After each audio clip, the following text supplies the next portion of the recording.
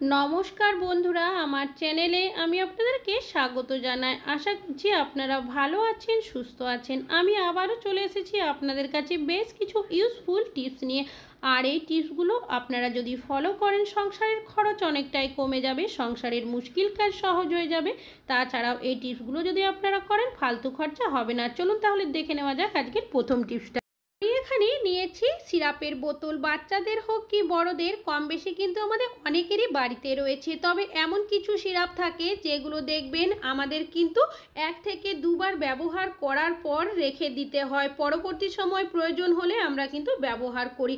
তবে এইভাবে করে যখনই আমরা সিরাপটা ঢেলে খেতে যাই, তারপর দেখা যায় অনেক সময় সিরাপটা বোতলের গা বেয়ে পড়ে যায়, যেখানে এক্সপায়ারি ডেট লেখা থাকে সেটা ভিজে যায়, আবার অনেক সময় কিন্তু সেটা ছিঁড়েও যায়।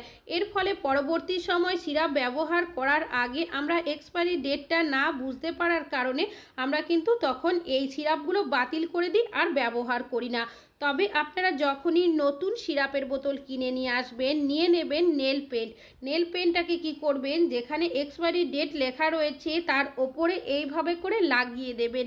এইভাবে যদি আপনারা লাগিয়ে রেখে দেন, এতে কি হবে, নেল পেন্টের একটা আস্তরণ হয়ে যাবে ওপরে। এখানে জল বা সিরাপ যাই পড়ে যাক না কেন, সেটা কিন্তু উঠে যাবে না। আবারও কিন্তু আপনারা এক্সপায়ারি ডেট দেখে এই সিরাপগুলো ব্যবহার করতে পারবেন। আশা করছি আপনাদের এই টিপসটা অনেক বেশি কাজে আসবে। ভালো লাগলে লাইক করবেন। এখন চলে যাচ্ছি পরবর্তী টিপস। আমি এখানে নিয়েছি বেশ কিছুটা ভেন্ডি। এখন কিন্তু বাজারে প্রচুর পরিমাণের ভেন্ডি পাওয়া যাচ্ছে, আর আমরা কম বেশি কিন্তু অনেকেই বাড়িতে নিয়ে আসি। আমি ভেন্ডিটাকে জল দিয়ে ধুয়ে তারপর এইভাবে করে কেটে নিয়েছি। তবে আমরা ভেন্ডির যে রেসিপি বানাই না কেন, প্রথমে আমরা কিন্তু ভেন্ডিটাকে ভেজে নিই। তবে ভেন্ডি যখনই আমরা ভাজতে চাই, ভাজার সময় দেখবেন ভেন্ডি থেকে একটা পিচ্ছল পদার্থ বেরিয়ে যায়। এর ফলে একটা ভেন্ডি আরেকটা ভেন্ডির সাথে লেগে যায়। কিছুক্ষণ নাড়াচাড়া করতে করতে ভেন্ডিটাও কিন্তু ভেঙে যায়। তখন ভেন্ডিটা দেখতেও ভালো লাগে না, আর ওইভাবে করে কিন্তু খেতেও ভালো লাগে না। তবে আপনারা যখনই ভেন্ডি কোনো রেসিপি বানাবেন বা ভেন্ডিটা ভাজবেন, এমন কিভাবে ভাজবেন যাতে করে ভেন্ডির মধ্যে যদি কোনো পিচ্ছল পদার্থ বেরিয়েও যায়, খুব সহজেই দেখবেন চলে যাবে। তো আমি কড়াইয়ের মধ্যে বেশ কিছুটা সর্ষের তেল দিয়েছি, তারপর কেটে রাখা ভেন্ডিগুলো দিয়েছি। এবার দিয়ে দিচ্ছি পরিমাণ মতো লবণ আর পরিমাণ মতো হলুদ। আর দেখতেই পাচ্ছেন বন্ধুরা, কিছুক্ষণ নাড়াচাড়া করতে করতেই ভেন্ডির থেকে যে পিচ্ছল পদার্থটা থাকে সেটা কিন্তু বেরিয়ে গেছে। তবে আপনারা এখন কি করবেন, আমি এখানে নিয়ে নিয়েছি 1 টুকরো লেবু। এবার এখান থেকে আমি হাফ চামচের মতো লেবুর রস এর মধ্যে দিয়ে দিচ্ছি। তারপর যদি আপনারা আবারও ভেন্ডিটা একটু নাড়াচাড়া করতে থাকেন, তাহলে দেখবেন খুব সহজেই কিন্তু ভেন্ডির মধ্যে যে পিচ্ছল পদার্থটা থাকে সেটা কিন্তু চলে যাবে। আর দেখতেই পাচ্ছেন বন্ধুরা, এখন কিন্তু আর নেই। এইভাবে করে কিছু সেকেন্ড নাড়াচাড়া করে ভেন্ডিটাকে ভেজে নিচ্ছি। আর দেখতেই পাচ্ছেন বন্ধুরা, এখন কিন্তু ভেন্ডিটা ভেঙেও যায়নি, একদম ঝরঝরে রয়েছে। একটা ভেন্ডি আর একটা ভেন্ডির সাথে কিন্তু লেগেও যায়নি। আশা করছি আপনাদের এই টিপসটা অনেক বেশি কাজে আসবে। ভালো লাগলে লাইক করবেন। এখন চলে যাচ্ছে পরবর্তী টিপসে। আমি এখানে নিয়েছি মিক্সার জার। মিক্সার জার আমরা মশলা পেস্ট করার জন্য কম বেশি কিন্তু অনেকেই ব্যবহার করে থাকি। তবে মিক্সার জারের মধ্যে আমরা আদা, রসুন, পেঁয়াজ পেস্ট করার কারণে দেখবেন একটা বাজে গন্ধ কিন্তু ছাড়তেই থাকে। তাছাড়াও বেশ কিছুদিন ব্যবহার করার পর মিক্সার জারের যে ধারটা থাকে সেটাও কিন্তু অনেকটাই চলে যায়। তবে আপনারা এমন কি করবেন যাতে করে ধারটাও চলে আসে, এমনকি বাজে যে গন্ধ থাকে সেটাও চলে যায়। এখানে নিয়েছি বেশ কিছুটা পরিমাণের চায়ের পাতা। চা ব্যবহার করার পর আমরা চায়ের পাতাটা কিন্তু সকলেই ফেলে দিই, তবে এইভাবে করে আমরা কিন্তু ব্যবহার করতে পারি। এখানে নিয়েছি বেশ কিছুটা লেবুর খোসার টুকরো, সেটাও এর মধ্যে দিয়ে দিয়েছি। এবার এটাকে আমি 2 বার থেমে থেমে চালিয়ে নেব। আর দেখতেই পাচ্ছেন বন্ধুরা, খুব মিহি পেস্ট কিন্তু আমি করিনি। এইভাবে যদি আমরা চায়ের পাতা, লেবুর খোসা দিয়ে মিক্সার জারটাকে 2 বার থেমে থেমে একটু পেস্ট করে নিই, এতে কি হবে, আমাদের মিক্সার জারের ধারটাও অনেকটাই চলে আসবে। তাছাড়াও চায়ের পাতা, লেবুর খোসা দেওয়ার কারণে যে মশলা পেস্ট করার জন্য একটা বাজে গন্ধ থাকে সেটাও কিন্তু খুব সহজেই চলে যাবে। তবে এই যে লেবুর খোসা, চায়ের পাতার পেস্টটা তৈরি হয়েছে সেটাও কিন্তু ফেলে দেব না, একটা কাজে ব্যবহার করব।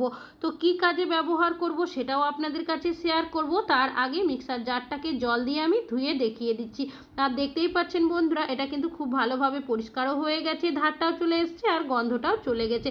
এটাকে কি কাজে ব্যবহার করবেন। গ্যাস ওভেনে রান্নাবান্না কম বেশি কিন্তু আমরা প্রত্যেকেই করে থাকি, তবে রান্নাবান্না করার পর গ্যাস ওভেনের অবস্থা ঠিক এইরকম হয়ে যায়। যেহেতু আমরা রেগুলার গ্যাস ওভেনে রান্নাবান্না করে থাকি আর রেগুলারই কিন্তু গ্যাস ওভেনটাকে আমাদের পরিষ্কার করতে হয় ভিম বার সাবান, ভিম বার জেল বা অন্যান্য কোনো কিছু লিকুইড দিয়ে। এতে করে আমাদের অনেকগুলো টাকাও কিন্তু খরচ হয়, তবে একদিনে কিন্তু এতটা হয় না, রেগুলার করলেই তবে হয়। তবে আমরা যদি ভিম বার সাবান, ভিম বার জেল ব্যবহার না করে এইভাবে করে ফেলে দেওয়া লেবুর খোসা, চায়ের পাতা দিয়ে গ্যাস ওভেনটাকে পরিষ্কার করে নিই, তাহলে কিন্তু কোনো টাকায় আমাদের খরচ হবে না। কেন কি চায়ের পাতা, লেবুর খোসা এগুলো আমরা কিন্তু ফেলে দিই। আর দেখতেই পাচ্ছেন বন্ধুরা, গ্যাস ওভেনের মধ্যে এইভাবে করে হাত দিয়ে আমি ঘষে নিচ্ছি, আর পুরো ওভেনটাই কিন্তু এইভাবে আমি ঘষে নেব। ওভেনের মধ্যে খাবারের টুকরো, তেলের চিট, দুধ, ভাতের ফেনা যাই কিছুই পড়ে থাক না কেন, এইভাবে যদি হালকাভাবে আমরা ঘষে নিই তাহলে দেখবেন খুব সহজেই কিন্তু উঠে যাবে। আর এক্সট্রা যে লেবুর খোসা, চায়ের পাতাগুলো রয়েছে আমি এইভাবে করে হাত দিয়ে কিন্তু তুলে নিচ্ছি। তারপর নিয়ে নেব আমি এখানে একটা কাপড়, সেটাকে জল দিয়ে ভালো করে ভিজিয়ে নিংড়ে নিয়েছি। এবার এটা দিয়ে প্রথমে আমি একবার গ্যাস ওভেনটাকে পরিষ্কার করে নিচ্ছি। আর দেখতেই পাচ্ছেন এখন কিন্তু গ্যাস ওভেনটা অনেকটাই পরিষ্কার হয়ে গেছে। এবার আরও একবার এই কাপড়টাকে আমি ভালোভাবে জল দিয়ে ভিজিয়ে নিংড়ে আরও একবার পরিষ্কার করে নিচ্ছি। আর দেখতেই পাচ্ছেন বন্ধুরা যে কতটা সহজে আমরা কিন্তু গ্যাস ওভেনটাকে পরিষ্কার করে নিতে পারলাম, আর এতে করে আমাদের কোনো টাকায় কিন্তু খরচ হলো না। আশা করছি আপনাদের এই টিপসটা অনেক বেশি কাজে আসবে। ভালো লাগলে লাইক করবেন। এখন চলে যাচ্ছি পরবর্তী টিপস। আমি এখানে নিয়েছি আমরা ছোটখাটো টুকটাক সেলাই করার জন্য কেউ কিন্তু দর্জির কাছে যায় না, সকলেই কিন্তু বাড়িতে আমরা সুতো রেখে যাই না। তবে যখন আমরা সেলাই করার জন্য সুতো বের করি তখন দেখবেন অনেকটা অসুবিধার মধ্যে পড়তে হয়। অনেক সময় সুতোর রিল থেকে আমরা সুতোর মুখটা কিন্তু খুঁজে পাই না, এইভাবে করে চারিদিকে কিন্তু আমাদের খুঁজে বের করতে হয়। তবে আপনারা যখনই সুতোর মধ্যে সুতোর রিলটা পেঁচিয়ে রাখবেন তার আগে এমন কি করবেন যাতে করে পরবর্তী সময় আপনারা খুব সহজেই সুতোর রিল থেকে সুতোর মুখটা খুঁজে পান। তো প্রথমে আমি সুতোটার মুখটাকে বের করে নিয়েছি, এই যে দেখতে পাচ্ছেন। এবার নিয়ে নেব আমি একটা টিপের পাতা। টিপ কিন্তু আমরা কম বেশি অনেকেই পরে থাকি, আর টিপের পাতা কিন্তু আমাদের থাকেই, সেটা ছোট হোক কি বড়। আমি এখান থেকে একটা টিপ বের করে নেব। তারপর এই যে সুতোর মুখটা রয়েছে তার মধ্যে এইভাবে করে আমি আটকে দেব। তবে আপনারা যখনই সুতো খুলবেন সুতোর রিল থেকে সেলাই করার জন্য, টিপটা দেখে কিন্তু খুব সহজেই বুঝতে পারবেন যে সুতোর মুখটা এখানে রয়েছে। আপনাদের কিন্তু খুঁজতে হবে না বারবার, আর সময়ও নষ্ট হবে না। আশা করছি এই টিপসটা আপনাদের অনেক বেশি কাজে আসবে। ভালো লাগলে লাইক করবেন। এখন চলে যাচ্ছি পরবর্তী টিপসে। এখন চলে এসেছি ফ্রিজের সামনে। ডিপ ফ্রিজের মধ্যে আমরা বরফ বসিয়ে থাকি, নানা ধরনের খাবার দাবার স্টোর করে রাখি। তবে অনেকেরই ফ্রিজে দেখবেন ডিপ ফ্রিজের মধ্যে অনেকটা পরিমাণের বরফ জমে যায়। এর ফলে আমরা যে খাবারগুলো রাখি বা বরফ জমিয়ে রাখি, যখন প্রয়োজন হয় আমরা কিন্তু খুব সহজে সেগুলো বের করতে পারি না।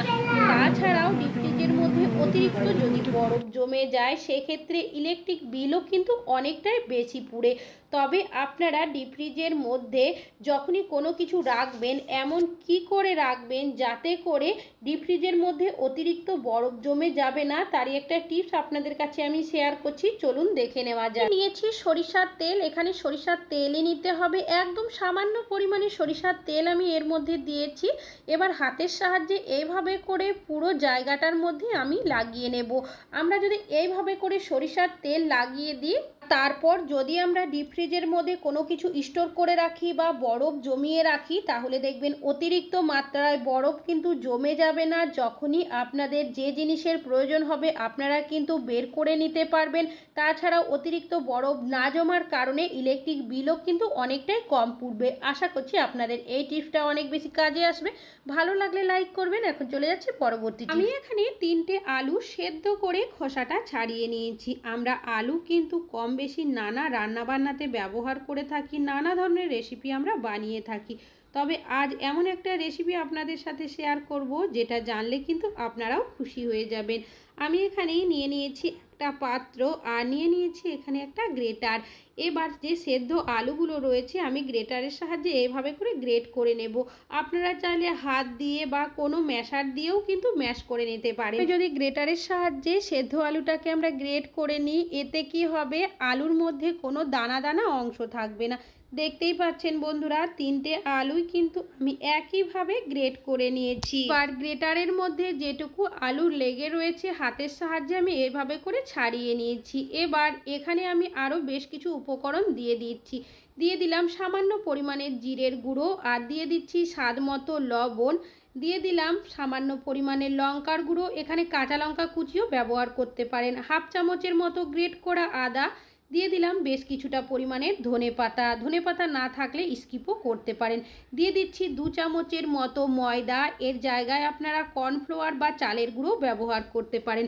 তবে চালের গুঁড়ো বা কর্নফ্লাওয়ার সবার কাছে সব সময় থাকে না, সেই কারণেই আমি কিন্তু এখানে ময়দার ব্যবহার করলাম।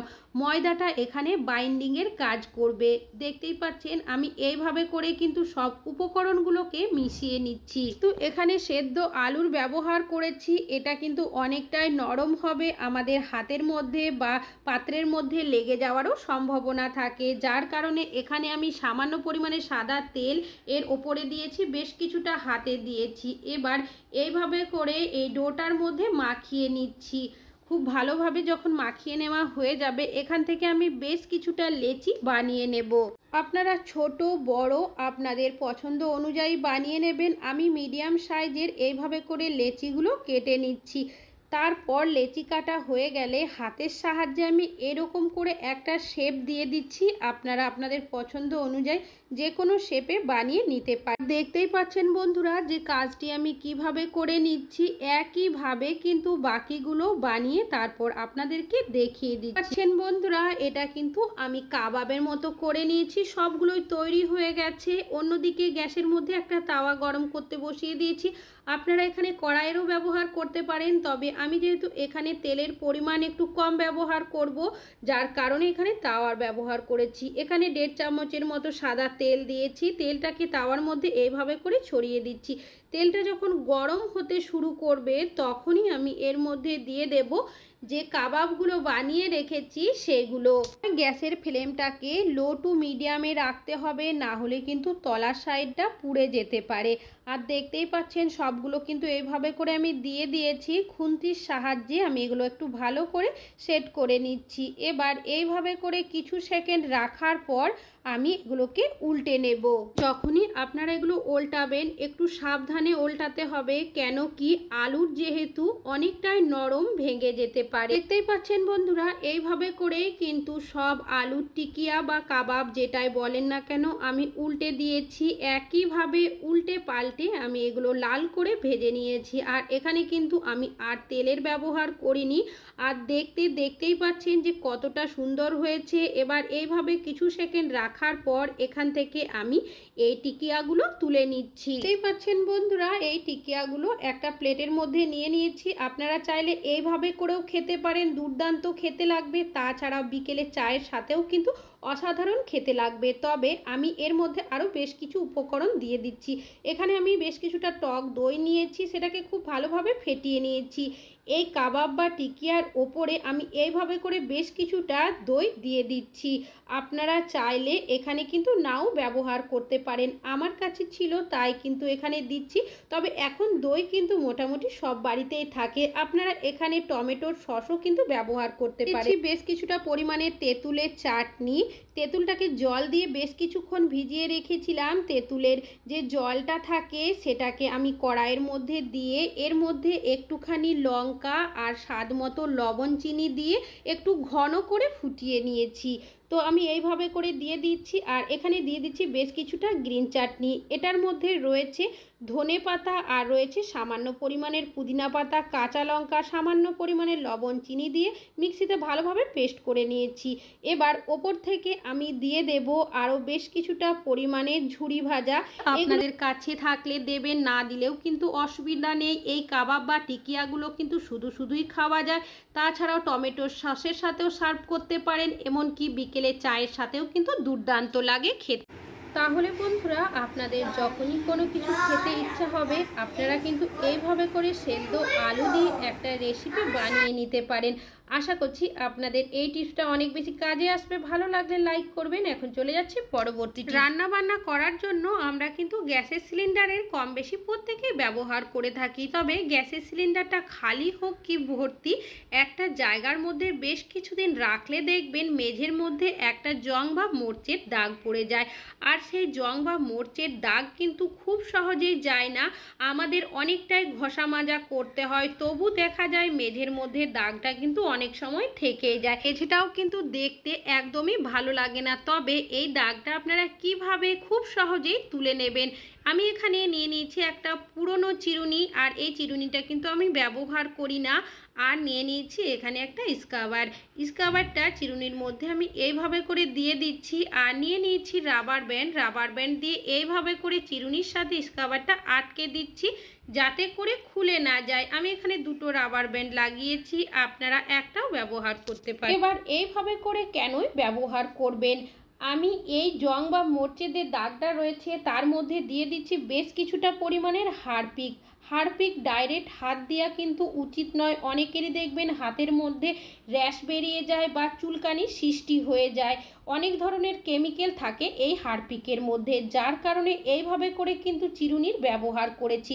এইভাবে কিছু সেকেন্ড যদি ঘষে দিই তাহলে দেখবেন খুব সহজে জং বা মরচের দাগটা উঠে যাবে। এইভাবে করে ব্যবহার করছি, যার কারণে আমাদের কিন্তু ডাইরেক্ট হারপিকের মধ্যে হাত দিতে হচ্ছে না। এইভাবে করে কিছুক্ষণ ঘষে নিয়েছি, আর দেখতেই পাচ্ছেন খুব ভালোভাবে কিন্তু জং বা মরচের দাগটা উঠে গেছে। এবার একটা কাপড় আমি ভিজিয়ে তারপর এই জায়গাটাকে পরিষ্কার করে নিচ্ছি। দেখতেই পাচ্ছেন বন্ধুরা কতটা সহজে আমরা হারপিকে হাত না লাগিয়ে চিরুনির সাহায্যে এইভাবে করে কিন্তু জং বা মরচের দাগটা পরিষ্কার করে নিয়েছি। তাহলে বন্ধুরা, আশা করছি আপনাদের এই টিপসটা অনেক বেশি কাজে আসবে। ভালো লাগলে লাইক করবেন। এখন চলে যাচ্ছে পরবর্তী টিপস। পাত্র আর নিয়ে নিয়েছি মিডিয়াম সাইজের 2 কোয়া রসুন। আপনারা যদি ছোট ব্যবহার করেন সেক্ষেত্রে 4টে নেবেন, আর যদি বড় ব্যবহার করে থাকেন রসুনের কোয়া সেক্ষেত্রে একটা ব্যবহার করলেও হবে। আর দেখতেই পাচ্ছেন এইভাবে করেই কিন্তু আমি রসুনটাকে গ্রেট করে নিয়েছি। এর মধ্যে দিয়ে দিচ্ছি আমি 1 কাপ মতো নর্মাল জল। আপনারা চাইলে এখানে কিন্তু উষ্ণ গরম জলও ব্যবহার করতে পারেন। আর দিয়ে দিচ্ছি সামান্য পরিমাণের হলুদের গুঁড়ো। খুব ভালোভাবে এটাকে মিশিয়ে নিয়েছি। এইভাবে করে আপনারা এটাকে রেখে দেবেন 5 মিনিটের জন্য, যাতে করে হলুদ আর রসুনের যে একটা গন্ধ থাকে সেটা খুব ভালোভাবে এই জলের সাথে মিশে যায়। 5 মিনিট পর আমি এখানে নিয়ে নিয়েছি একটা স্প্রে বোতল। এই বোতলের মধ্যে এই যে সলিউশনটা তৈরি হয়েছে সেটাকে এর মধ্যে আমি ভরে দিচ্ছি। সলিউশনটা বানানোর আগে যে রসুনটা গ্রেট করে রেখেছিলাম সেই রসুনটা কিন্তু এই স্প্রে বোতলের মধ্যে ভরবো না। দেখতেই পাচ্ছেন বাটির মধ্যেই কিন্তু রয়ে গেছে। এটাকে সাইডে সরিয়ে নিয়েছি। এবার এই সলিউশনটা আপনারা কোথায় কি কাজে ব্যবহার করবেন চলুন দেখে নেওয়া যাক। আমাদের যেখানে গ্যাসের সিলিন্ডারটা রাখা হয় তার ওপরের দিকে তার সাইডে অনেক সময় দেখবেন ছোটোখাটো পোকা থাকে, এমনকি অনেক সময় মাকড়সা দেখা যায়, টিকটিকি থাকে, বা অনেক সময় কিন্তু মশার উপদ্রব অনেকটাই থাকে। তো আপনারা কি করবেন, এইভাবে একটা সলিউশন বানিয়ে তারপর এইভাবে করে যদি স্প্রে করে দেন তাহলে দেখবেন কিছুক্ষণের মধ্যেই কিন্তু ছোটোখাটো পোকামাকড়, তেলাপোকা, মাকড়সা, মশা, টিকটিকি যাই থাকুক না কেন এই হলুদ আর রসুনের একটা উগ্র গন্ধের কারণে এখান থেকে কিন্তু চলে যাবে। আশা করছি আপনাদের এই টিপসটা অনেক বেশি কাজে আসবে। ভালো লাগলে লাইক করবেন। আজকে এখানেই শেষ করছি, আবার চলে আসবো আরও নতুন নতুন টিপসের ভিডিও নিয়ে। ততক্ষণের জন্য ভালো থাকবেন, সুস্থ থাকবেন।